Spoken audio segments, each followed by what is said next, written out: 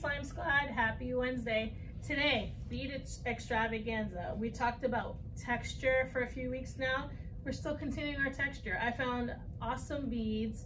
I know you're just like, Nadia, that's pink, but for my purpose, let's do this. So, first things first, I have all of my awesome materials out on our table. Again, we're using the wax and our foil paper for those friends that are in-house for them to have a surface to work with.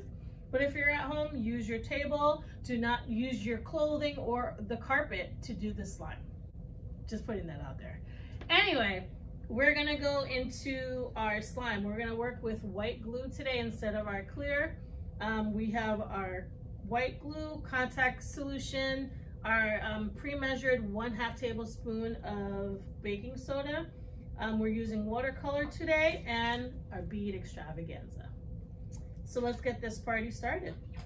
So my first thing is I'm going to pour my pre-measured baking soda into all of my baking soda into my container of white glue, and you're just gonna mix. Again, white on white on white, it's gonna be hard to detect if it's still there. What you're looking for is for the slime to not be, you don't wanna see grains. You want it to be smooth after you finish mixing, and you're not seeing any little parts of baking soda at all. So you mix, mix, mix, mix. If you wanna sing a song, play a little music while you're doing this, it's actually much more fun this way because you mix it up really, really nicely. So to me, this is mixed really nicely. I'm not gonna say perfectly because I'm not a perfect person, but it's good.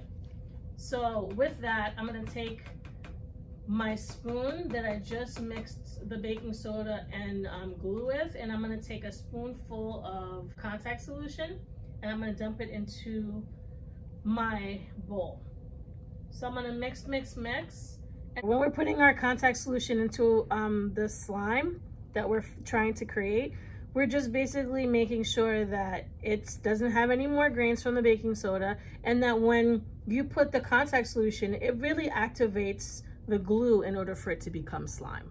So this is not the slime that I need. I'm gonna have to free pour this into here to get it to the consistency that I need. You'll know that your slime is ready after you would take your index finger and you would bounce it. Do you see how that's like sticking to me? That means it's not ready yet. So I'm gonna continue to mix. You see that it's changing form, and that as you continue to mix and free pour your contact solution, it's gonna be a little tougher to mix. And that's how you know it's ready to come out of the container. Look at this. This is so beautiful to me. I know some of you are like, Nadia, this is disgusting. It looks like white snot, but I love it. Or actually like a cheese curd. Look at it. It's so good.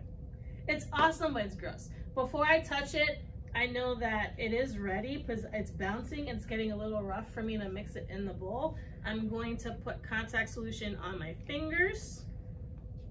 I'm going to take off my slime at this point because it's no longer glue. Since we mixed our baking soda, we got our contact solution on there, it's slime, okay? I'm gonna get all of my slime off of my spoon because no slime left behind. You need to make sure that if you're doing slime, that you're making sure that you are using all the materials to its capacity. So first thing I'm gonna do is I'm going to stretch this. And when you're stretching, you're actually figuring out with touch, one of your senses, that this is not as ready as it should be. It's sticky in a lot of places, and that's why it's really good to do a stretch test before you go on to putting the watercolor and your beads in here. So before I even go to my contact solution, I'm gonna go into my container and I'm going to get all the pieces of slime that I can. So I have all my slime out of here. I'm gonna move things to the side that I don't need. And I'm gonna dip this slime into my contact solution container. And I'm gonna get it to not be as sticky as it was before. And still, I'm stretching it out to make sure that it's not sticky in the places so I can make it into a slime situation that is awesome for me. So right now I notice that it's not sticky, so I'm gonna move this on the side. For those of you that have a flat surface, you may use it for at home. Honestly, really, do not do this on a carpet or on clothing. It's just gonna stick and it's not gonna come out quickly. You're probably gonna need to use vinegar to get this out of place. For those friends in-house, we have our wax paper and our foil that we have been using for several weeks now that I really, really love. Parents, if you're doing this with your child, the wax paper, if you don't want it to get on your flat surface at home, it really does a great job at absorbing watercolors. And also be prepared that the watercolor will stain your hands. This week we're using green. Last week we did peach, which reminded us of Peach in the video game, and I loved it. So I just thought it would be interesting to use green this week. Again, when you're doing this, you do as much squirting as you want. You could make this green as grass or green as the Incredible Hulk. So I just finished putting my watercolor in here. It's white. Putting green on here is going to be really cool. You're going to squirt as much as this as you want. Right now, I'm basically working it into each other as if it's a pastry, like it's pastry dough. And I love the color that it is. If you want it to be darker, you just take your water color and you just squirt more. I like mine to be a really, really dark green. Like, this is really lovely, but for me, I need a little bit more. So I'm squirting. You can even squirt on the watercolor. Do you see how this watercolor, the watercolor on the wax paper is just brilliant?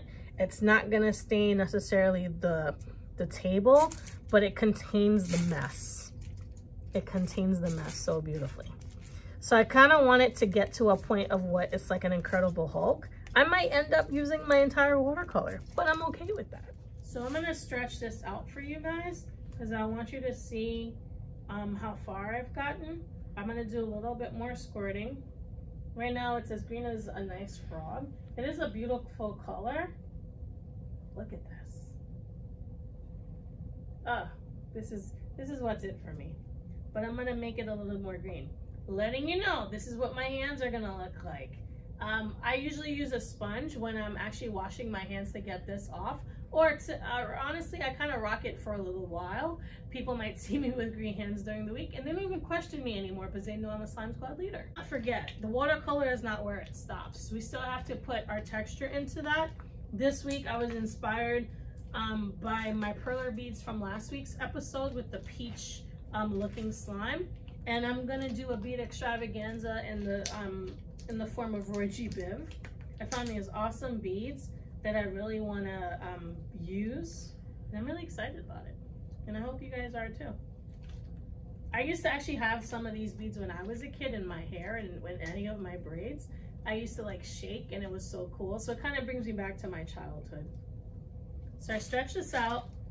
I open my bead packet. I am pouring all of my beads into my slime.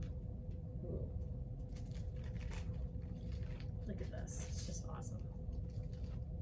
And yes, I do get excited about everything slime. So I don't really apologize if you're like, okay, Nadia, you're getting a little bit too excited. That's just my personality.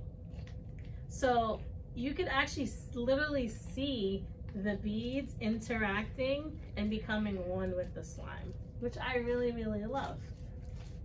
Like, you could literally see them.